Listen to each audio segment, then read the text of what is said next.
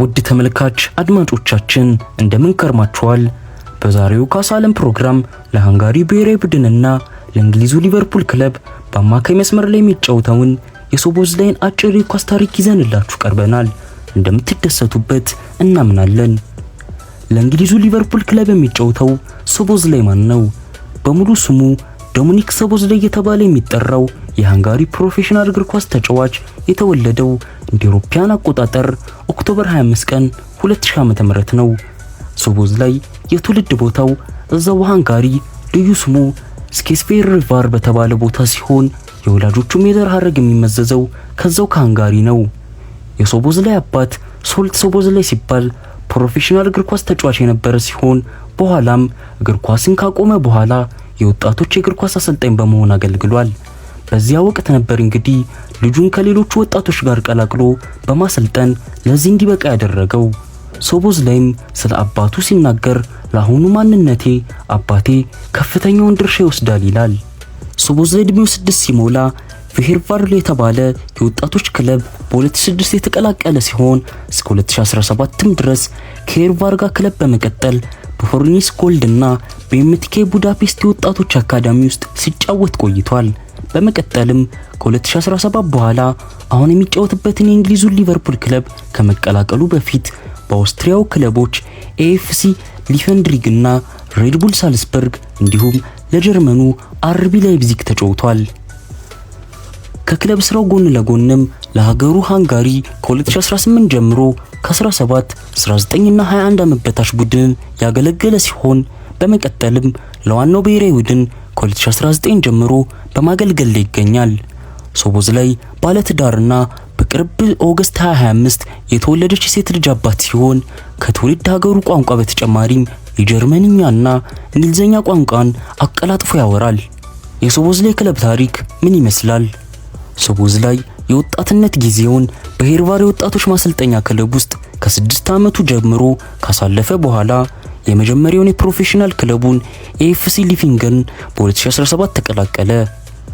ለዚሁም ክለብ የመጀመሪያ ጨዋታውን ቡድኑ በሁለተኛ ዲቪዚዮን በጁላይ 21 2017 ከካንቨርባርግ ጋር በተደረገ ጨዋታ ተሰለፈ።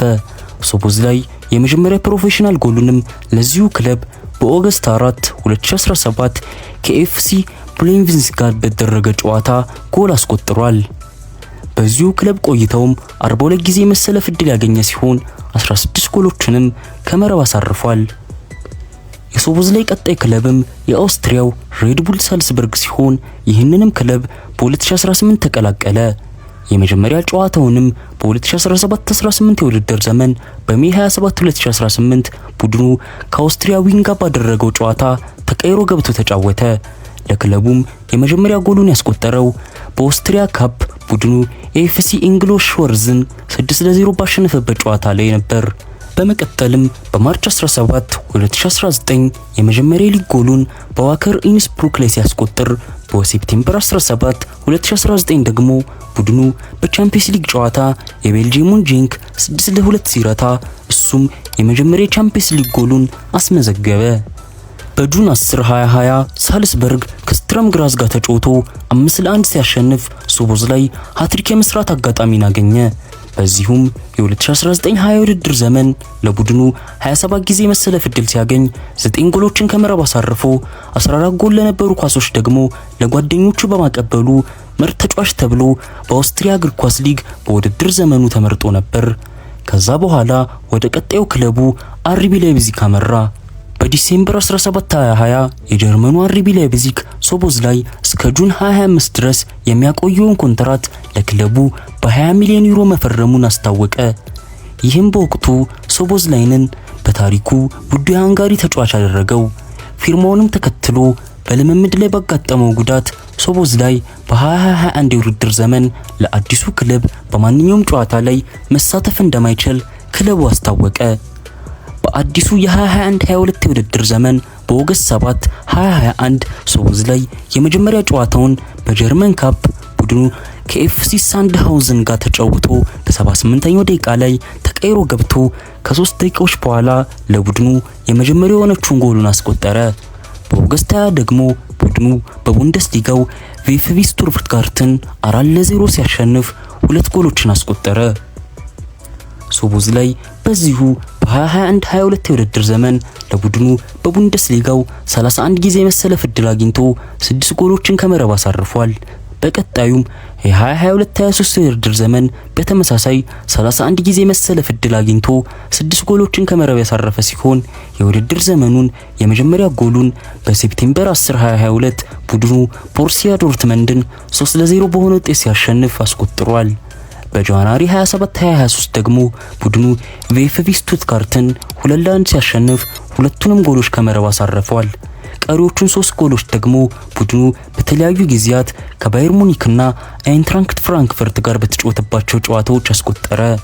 ከዚህ በኋላ ነበር እንግዲህ እስካሁንም እየተጫወተበት ወደሚገኘው የእንግሊዙ ክለብ ሊቨርፑል ያመራው።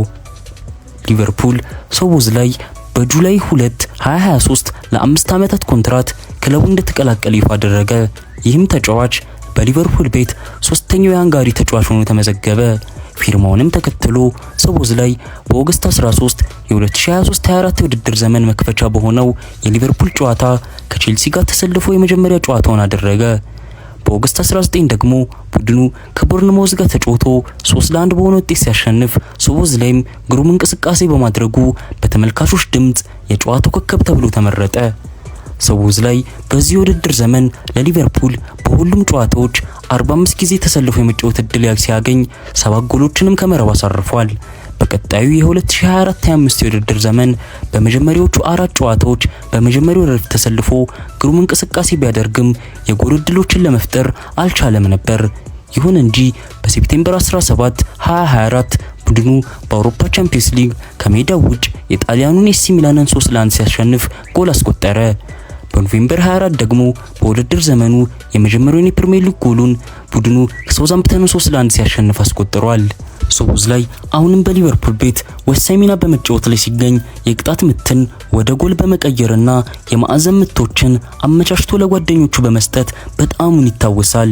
ከዚህ አገልግሎቱ በተጨማሪ ከተከላካይ ቦታ ጀምሮ በአማካይ እንዲሁም በተለያየ የአጥቂ ስፍራ በአሰልጣኝ አርኔ ስሎት ኃላፊነት የተሰጠው በብቃት እየተወጣ የሚገኝ ሲሆን እስካሁን ለሊቨርፑል በሁሉም ጨዋታዎች 110 ጊዜ ተጫውቶ 17 ጎሎችን በስሙ አስመዝግቧል።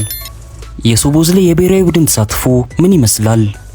ሶቦዝላይ ከ2016 እስከ 2018 ድረስ ለሃንጋሪ ብሔራዊ ቡድን ከ17፣ 19 እና 21 ዓመት በታች ቡድኖች ውስጥ ያገለገለ ሲሆን በዚህም ወቅት በክሮኤሺያ በ2017 የአውሮፓ ከ17 ዓመት በታች ቡድንን የቡድኑ አምበል ሆኖ አገልግሏል። በዚህም ውድድር ቡድኑ 6ኛ ሆኖ ሲያጠናቅቅ እሱም 2 ጎሎችን አስቆጥሮ ነበር።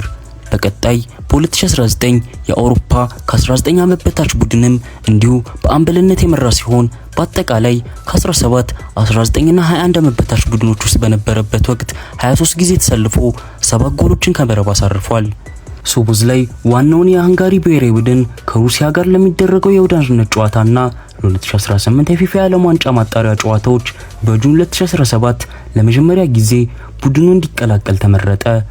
በማርች 21 2019 ደግሞ ቡድኑ ከስሎቫኪያ ጋር ለነበረው የዩሮ 2020 የማጣሪያ ጨዋታ በ54ኛው ደቂቃ ተቀይሮ ገብቶ የመጀመሪያ ጨዋታውን ለሃንጋሪ ዋናው ቡድን አደረገ። ከ3 ቀናትም በኋላ ደግሞ ከክሮኤሺያ ጋር በነበረው ጨዋታ ቡድኑ 2-1 ሲያሸንፍ እሱም በመጀመሪያው ያሰላለፈ ረድፍ ውስጥ ተካቶ ተጫወተ። በሴፕቴምበር 9 2019 ደግሞ ሶቦዝላይ ለብሔራዊ ቡድኑ የመጀመሪያው የሆነችውን ጎሉን ሀገሩ በስሎቫኪያ 2-1 በተሸነፈበት ጨዋታ ላይ አስቆጠረ። በዩሮ 2020 ማጣሪያ ጨዋታ ሶቦዝላይ ሀገሩ ከአይስላንድ ጋር ባደረገችው ጨዋታ በመጨረሻው ደቂቃ ላይ ማሸነፊያን ጎል በማስቆጠር ሃንጋሪ ወደ ዩሮ 2020 እንድትገባ ወሳኝ ሚና ተጫውቷል። ይሁን እንጂ ሀገሩ በዩሮ 2020 ላይ እንድትሳተፍ ቢያበቃትም እሱ ግን በደረሰበት ጉዳት ምክንያት የቡድኑ አባል ለመሆን አልታደለም። ሶቦዝላይ አሁንም የብሔራዊ ቡድኑ አባልና የቡድኑ አምበል ሆኖ በማገልገል ላይ ሲገኝ እስካሁንም በተጫወተባቸው 60 ጨዋታዎች 17 ጎሎችን ከመረብ አሳርፏል። ሶቦዝላይ በርካታ ስኬቶችን በግሉ የተቀዳጀ ሲሆን ከሞላ ጎደል የሚከተሉት ናቸው። በ2017-18 የውድድር ዘመን የኦስትሪያ ሊግ 2 የዘመኑ ኮከብ ተጫዋች ሆኖ ተመርጧል። በ2019-20 የውድድር ዘመን የአውስትሪያ ቡንደስሊጋ የዘመኑ ኮከብም ነበር። የኦገስት 2021 የኦክቶበር 2021 እና የኤፕሪል 2022 የጀርመን ቡንደስሊጋ የወራቶቹ ኮከብ ተጫዋቹም ቢሆኑ ተመርጧል። የ2020 የ2022 የ2023 እና የ2024 ዘመናት የሃንጋሪ ወርቃማ ኳስ ተሸላሚም ነበር። የእንግሊዝ ፕሪሚየር ሊግ የኦገስት 2025 ምርጥ ጎል የሶቦዝላይ ጎል ሆና ተመርጣለች። ውድ ተመልካች አድማጮቻችን የታዋቂውን ለሃንጋሪ ብሔራዊ ቡድንና ለእንግሊዙ ክለብ ሊቨርፑል በአማካይ መስመር ላይ የሚጫወተውን የሶቦዝላይ አጭር ኳስ ታሪክ የዳሰስንበት የኳስ ዓለም ፕሮግራም በዚሁ እያጠናቀቅን፣ ለፕሮግራማችን አዲስ የሆናችሁ ቀጣዮቹ ዝግጅቶቻችን በቅድሚያ እንዲደርሷችሁ ሰብስክራይብ እንድታደርጉ በአክብሮት እየጠየቅን የፕሮግራማችን ቋሚ አድማጭ ተመልካቾቻችን ሼር እና ኮሜንት በማድረግ እንደሁል ጊዜው ለዝግጅቶቻችን ድጋፋችሁን እንድትለግሱን በመጠየቅ የዕለቱን ዝግጅቶቻችንን መልካሙን በመመኘት አበቃን። እስከ ሳምንት ቸርን ሰንብት።